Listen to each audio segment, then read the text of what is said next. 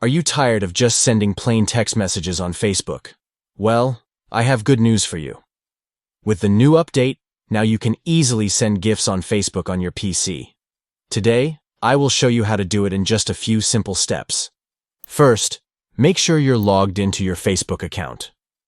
Once you're in, look for the Messenger icon on the top right side of the page and click on it. This will open up your Messenger window. Next, find the chat you want to send the GIF to. Once you've found it, open up the chat by clicking on it. Now it's time to add some fun to your conversation. Click on the GIF icon located at the bottom of the chat window. This will open up a wide selection of GIFs for you to choose from.